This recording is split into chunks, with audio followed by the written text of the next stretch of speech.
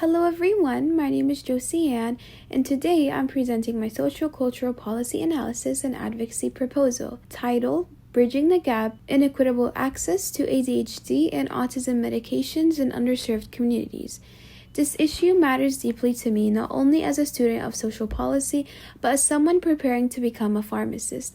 In my pharmacy experience so far, I have seen how delays in accessing ADHD or autism medications can have a devastating impact on a child's behavior, development, and daily functioning, both at school and at home. Unfortunately, those delays don't affect all communities equally. Children in low-income or rural areas, particularly those from marginalized racial or ethnic groups, are often the last to receive proper medication support. This is a preventable problem that deserves urgent attention from both a policy and a family advocacy lens. So let's start with why this matters. ADHD and autism spectrum disorder are conditions that benefit significantly from early diagnosis and consistent treatment.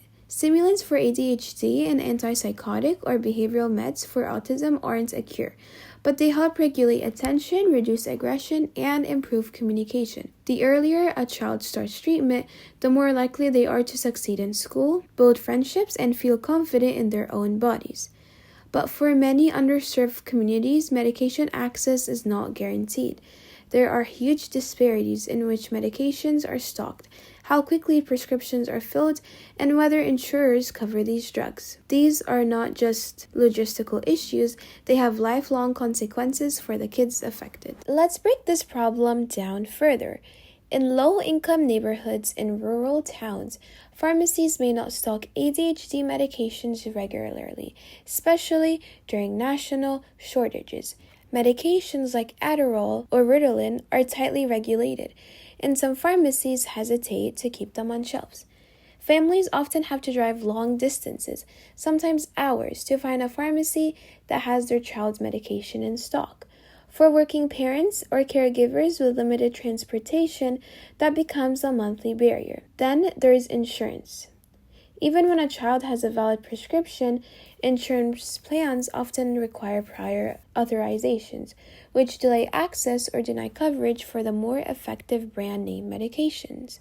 Some families give up after multiple denials, leaving the child unmedicated.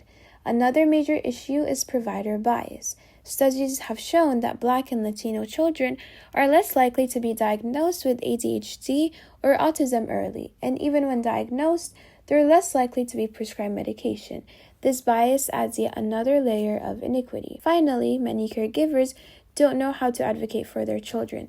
They may not speak English fluently, or they may not be aware of what protections are legally available to them. Now, you might be wondering, don't laws like the ADA or Section 504 of the Rehabilitation Act protect these children?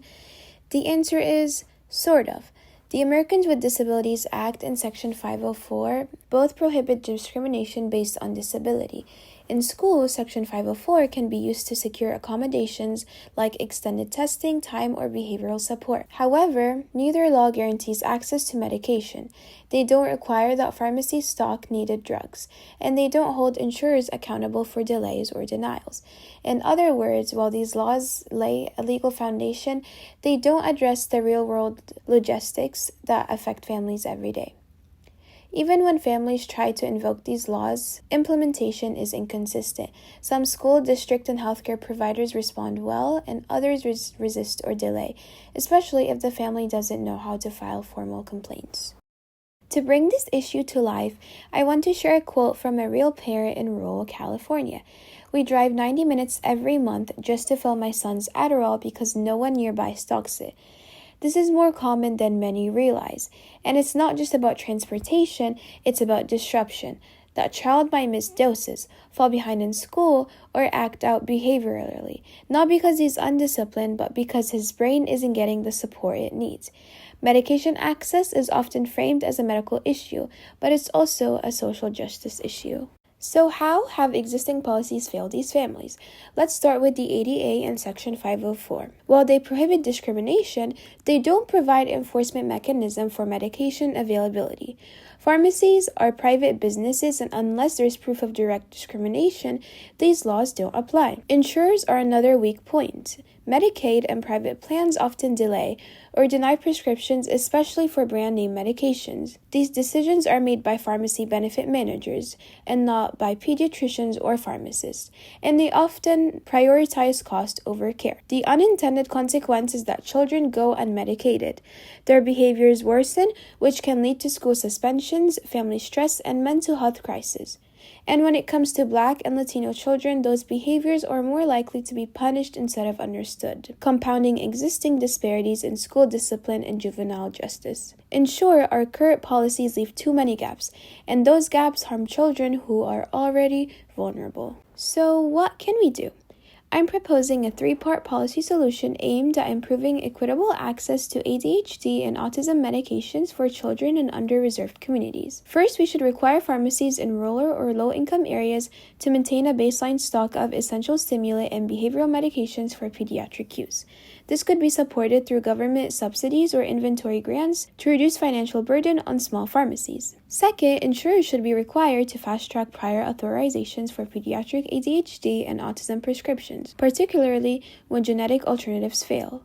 Policies like this already exist for cancer medications. Why not apply them to childhood neurodevelopmental conditions? Third, we need to invest in training. Providers and pharmacists should be trained in culturally responsive diagnostic practices so that all of our children, regardless of race or socioeconomic status, receive accurate, timely care. This training should be built into continuing education requirements. In addition to the policy solution, we need a strong family advocacy component.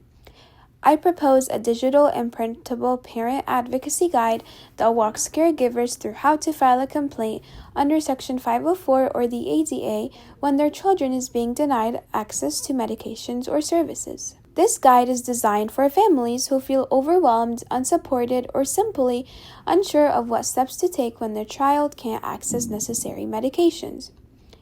It starts by breaking down legal protections under Section 504 and the ADA in plain language, so parents know what their child is entitled to. Then, it outlines common barriers, like pharmacy running out of stock, insurance denials, or schools refusing to accommodate, and gives families step-by-step strategies they can take in response. Whether it's requesting a school meeting, appealing a denial, or filing a complaint, this guide empowers caregivers to act confidently and assertively. I've also included simple letter templates and contact resources and reminders that no family should have to face this system alone. Advocacy doesn't have to be complicated. Sometimes it just takes the right information at the right time. So how does this guide raise awareness and drive real change?